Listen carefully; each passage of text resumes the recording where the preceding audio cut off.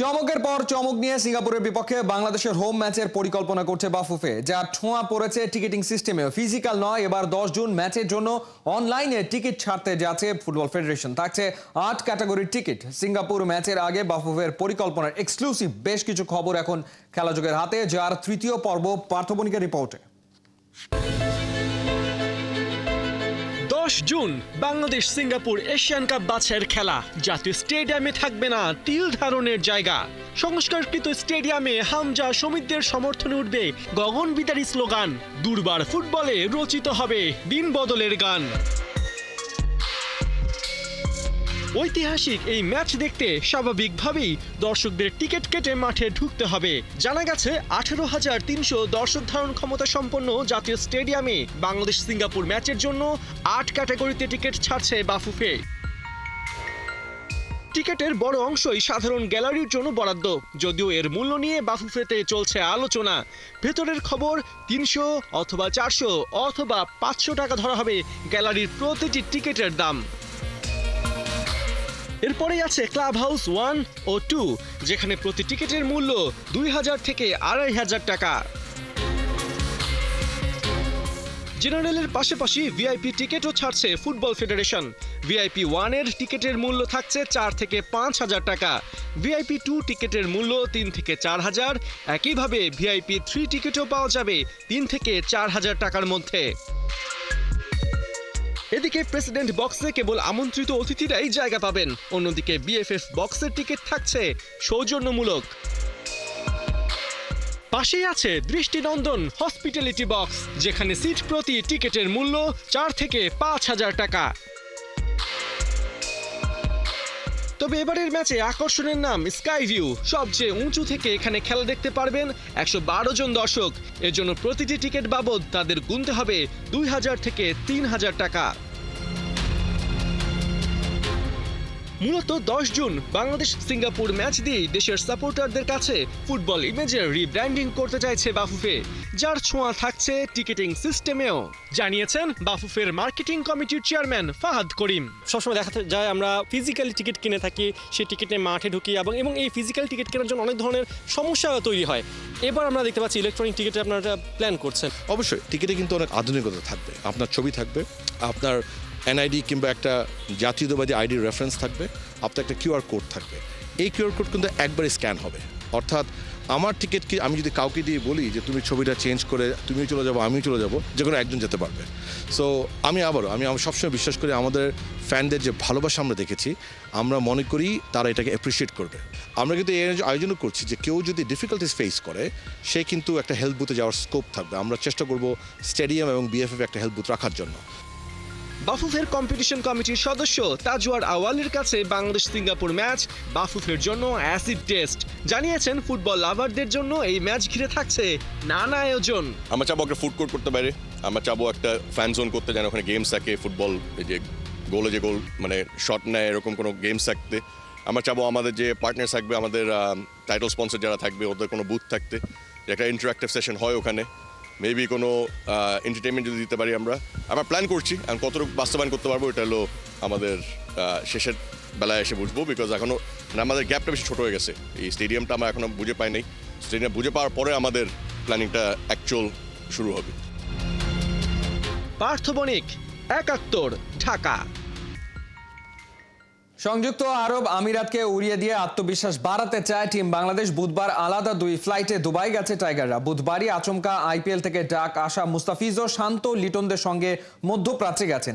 তবে কি জাতীয় দলের অ্যাসাইনমেন্ট বাদ দিয়ে দুবাই থেকেই ভারতীয় লিগে ছুটবেন কাটার মাস্টার? সাইফুল রূপকের রিপোর্ট। ভারপ্রাপ্ত থেকে ভারমুক্ত, ফোকাস এখন লিটনের দিকে। চাপ মুক্ত থেকে কি উইলোর ঝড় তুলতে পারবেন? নিয়মিত কাপ্তান শান্তর ইনজুরিতে গেল ডিসেম্বরে ওয়েস্ট ইন্ডিজে টি-20তে দল চালান এলকেডি। মাঠে দারুণ চাল চেলে ক্যারিবিয়ানদের হোয়াইট ওয়াশ। ক্যাপ্টেন লিটন বাহবা পেয়েছিলেন চারদিক থেকেই। প্রেশার কমাতে ছোট ফরম্যাটের বড় দায়িত্ব ছেড়েছেন নাজমুল শান্ত। গুরু দায়িত্বে 2026-এর টি-20 বিশ্বকাপ পর্যন্ত লিটন দাসের উপরই ভরসা রেখেছে বিসিবি। ক্যাপ্টেন লিটনের মিশনের শুরুটা হচ্ছে আরব আমিরাত সফর দিয়েই। স্বাগতিক ইউএইর বিপক্ষে শারজায় জোড়া টি-20 17 ও 19 তারিখের ম্যাচের জন্য বুধবার দেশ ছেড়েছে টিম বাংলাদেশ। সকালের ফ্লাইটে উঠে বিকেলেই দুবাই পৌঁছেছেন জাকির আলী অনিক, হাসান মাহমুদ, তানজিদ হাসান তামিম, পারভেজ হোসেন ইমন, তানজিম হাসান সাকিব, রিশাদ হোসেন, নাহিদ রানা, শামীম পাটোয়ারি, তানভীর ইসলাম ও দলের সহ অধিনায়ক শেখ মেহেদী। একই সাথে উড়াল দিয়েছিলেন head coach Phil Simmons, fielding ওস্তাদ জেমস প্যামেন্টো। সন্ধ্যার ফ্লাইটে দেখা গেছে বিগ ফিশদের। সাবেক ও বর্তমান কাপ্তান শান্তোয়া লিটনের সঙ্গে দলের সবচেয়ে অভিজ্ঞ সৌম্য সরকার ও মুস্তাফিজকেও দেখা গেছে। 4 সিনিয়রের সঙ্গে 2 যুব বিশ্বকাপ জয়ী তাহিদ হৃদয় ও শরীফুলও বিমানে চড়েছেন। সিনিয়র সহকারী কোচ মোহাম্মদ সালাউদ্দিনও ছিলেন দ্বিতীয় বহরের সঙ্গেই। 15 ও 16 দুদিন শারজায় ট্রেনিং। 2 ম্যাচেই আরব আমিরাতকে পাত্তা দিতে চায় না টাইগাররা। এই ফরম্যাটে 2 দলে 3 দেখায় শতভাগ সাফল্য টিম বাংলাদেশের। কথা ছিল আরব আমিরাতের সিরিজ শেষে 20 মে দুবাই থেকে লাহোরে যাবে টাইগাররা। পাকিস্তানের বিপক্ষে ফয়সালাবাদ আর লাহোরে 5 ম্যাচের টি-20 সিরিজ খেলবে। তবে ভারত পাকিস্তান 2 দেশ সংঘাতে জড়ানোয় ওই সিরিজটাই এখন ঝুলে গেছে। যুদ্ধবিরতি ঘোষণার পর নতুন সূচিতে 25 মে পর্যন্ত চলবে পাকিস্তান সুপার লিগ। সেক্ষেত্রে পাকিস্তান বাংলাদেশ মহারণ মাঠে গড়ালেও কমপক্ষে 2 দিন পেছাবে নিশ্চিত। 27 মে থেকে 5 জুনের মধ্যে হতে পারে টি-20 সিরিজ, যদিও পাকিস্তানের প্রস্তাবে এখনও সবুজ সংকেত দেয়নি বাংলাদেশ ক্রিকেট বোর্ড। সাইফুল রূপক, 71। জিম্বাবুয়ে সিরিজে দুর্দান্ত পারফরমেন্সের পুরস্কার পেলেন মেহেদী হাসান মিরাজ। বাংলাদেশের তারকা অলরাউন্ডারকে এপ্রিল মাসের সেরা খেলোয়াড় হিসেবে ঘোষণা করেছে আইসিসি। বাংলাদেশের তৃতীয় ক্রিকেটার হিসেবে এই পুরস্কার জিতলেন মিরাজ। রহমান পেয়ারের রিপোর্ট।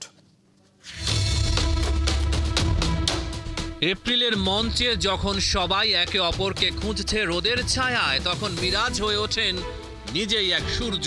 তারকা অলরাউন্ডার নিজেকে দাঁড় করালেন এক ব্যতিক্রমী উচ্চতায়, বিশ্ব মঞ্চে মাস সেরা খেলোয়াড়। আইসিসির এপ্রিল মাসের সেরা ক্রিকেটার মিরাজ নীরব, নিঃশব্দ অথচ কার্যকর। তিনি আজ বিশ্বজয়ী নায়ক। পেছনে ফেলেছেন জিম্বাবুয়ের ব্লেসিং মুজারাবানি আর নিউজিল্যান্ডের Ben শিয়ার্সকে।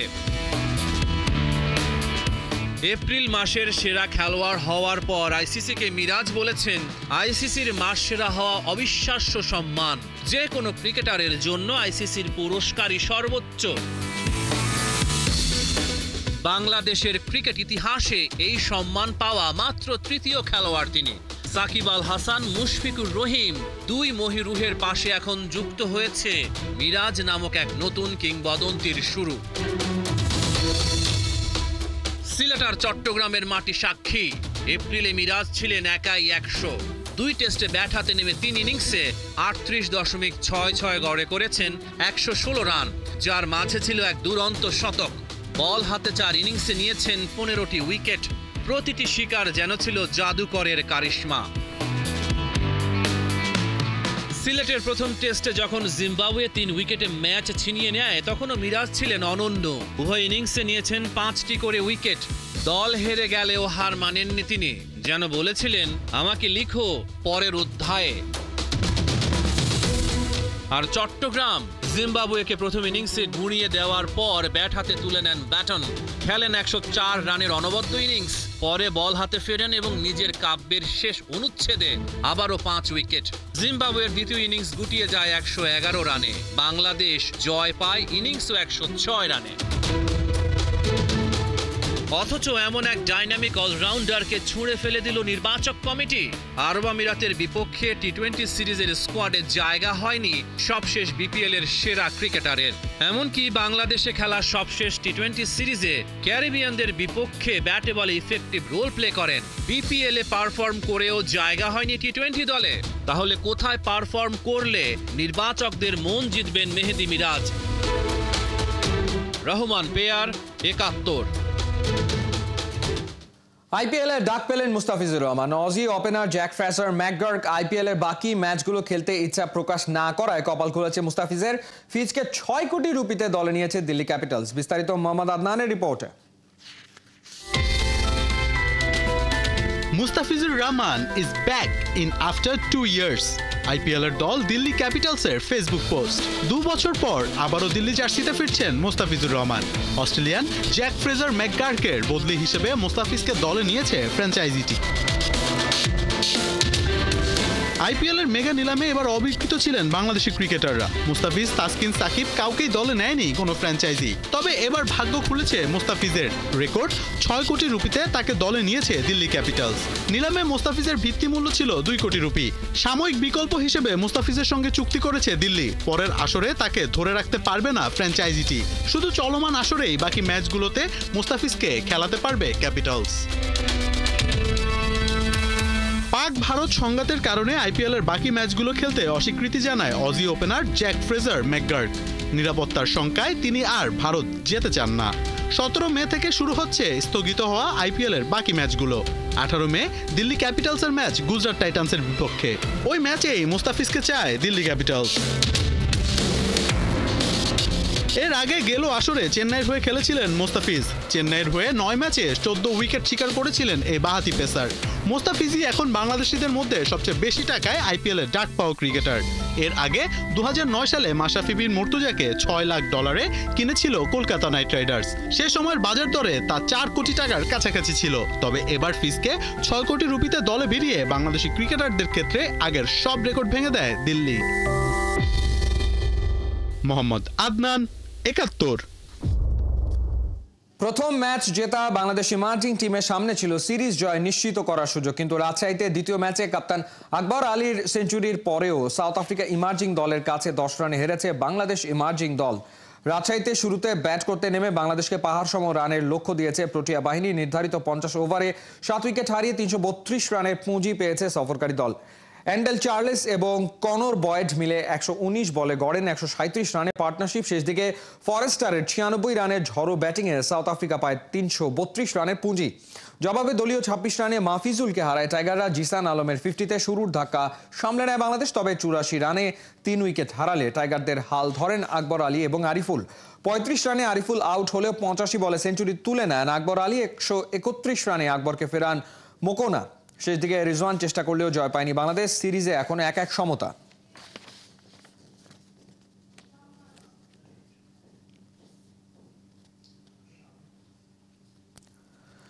ICC women's T20 ranking এ দুঃসংবাদ পেলেও ওয়ানডে র্যাঙ্কিং এ সুসংবাদ পেয়েছে বাংলাদেশ নারী ক্রিকেট দল। এক ধাপ এগিয়ে 7ম স্থানে নিগার সুলতানারা।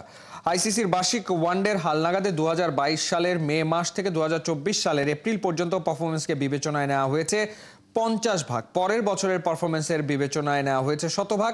বাংলাদেশের রেটিং পয়েন্ট এখন 79। তাদের ঘাড়ে নিঃশ্বাস ফেলছে পাকিস্তান। 78 রেটিং পয়েন্ট নিয়ে এক ধাপ এগিয়ে 8ম স্থানে তারা। র্যাঙ্কিংয়ের শীর্ষ 6 স্থানে আসেনি কোনো পরিবর্তন। 167 রেটিং পয়েন্ট নিয়ে চূড়ায় যথারীতি অস্ট্রেলিয়া। ওয়ানডে মর্যাদায় থাকা দেশগুলোকে 3 থেকে 4 বছর সময় অন্তত 8টি ওয়ানডে খেলতে হয় র্যাঙ্কিংয়ের তালিকায় টিকে থাকতে।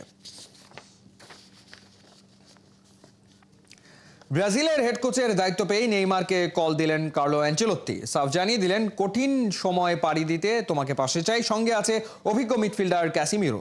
মরা দলকে জীবিত করাই যে এই মাস্টারমাইন্ডের কাজ। আর কার্লো পাশে পাচ্ছেন ব্রাজিল ফুটবল কনফেডারেশনকে। মেহেদী নাইমের রিপোর্ট। হ্যালো নেইমার, তোমার শরীরের কি খবর? তোমাকে আমার দরকার। দ্রুতই তুমি জাতীয় দলে ব্যাক করছো। ওপাশ থেকে নেইমারের উত্তর, ওকে বস। ব্রাজিলের জাতীয় দলের দায়িত্ব পেয়ে মাস্টারমাইন্ড কার্লো আনচেলোত্তির একে একে ফোন কল। নেইমারের পর স্মরণ করলেন ক্যাসিমিরো, অ্যান্থনিকেও। এবারের মিশনটা যে 5 বারের বিশ্ব চ্যাম্পিয়নদের পুরনো ঐতিহ্যে ফেরানোয়। অহমে ঘা লেগেছে। পারফরমেন্সের যে অবস্থা, এই দলটা 2026 ফিফা বিশ্বকাপে উঠতে পারবে কিনা সেটাই এখন বড় প্রশ্ন। ব্রাজিলের এমন অবস্থা শেষ কে দেখেছে কবে? নিজেকে প্রমাণ করার এটাই যে শ্রেষ্ঠ সময়। ঘষে মেজে মরা দলকে কার্লো আনচেলোত্তি জীবিত করেছেন যে বহুবার। আনচেলোত্তি বুঝেছেন, ব্রাজিলের হয়ে হাইয়েস্ট স্কোরার নেইমারকে ছাড়া এই পুলসিরাত পাড়ি দেওয়া যাবে না। কেননা নেইমার ফর্মে থাকলে যে ভেঙে চুরে করে দিতে পারেন সব এক। পুরনো চাল ভাতে বাড়ে। স্বর্ণ চেনেন জহুরি। তাই তো 2023 সালের পর আবারও জাতীয় দলে ফেরাচ্ছেন ম্যানচেস্টার ইউনাইটেডের অভিজ্ঞ মিডফিল্ডার ক্যাসিমিরোকে। মজার বিষয়, Vinicius Junior, Endrick Militao, Rodrygo তো এতদিন রিয়াল মাদ্রিদে আনচেলোত্তির ক্লাসেই ছাত্র ছিলেন। তাই ওস্তাদের চাওয়া বুঝতে দেরি হবে না শিষ্যদের। সঙ্গে নেইমারের ডেডলি কম্বিনেশন যোগ হলে এই ব্রাজিল হবে আগুন। Make proud Brazil again. Brazil football কনফেডারেশনও লেগেছে উঠে পড়ে। টাকার বস্তা নিয়ে নেমেছে। এই হাই প্রোফাইল কোচকে এখন কাজে লাগাতে না পারলে তো কখন? সাম্প্রতিক সময়ে ব্রাজিলের কোচের মিউজিক্যাল চেয়ারে বসেছে অনেকেই, কিন্তু কেউই এক সুতোয় পুরো দলকে গাঁথতে পারেননি। আনচেলত্তি কি পারবেন হেক্সা মিশন ফুলফিল করতে? উত্তর বলে দিবে সময়। মেহেদি নাইম, ৭১।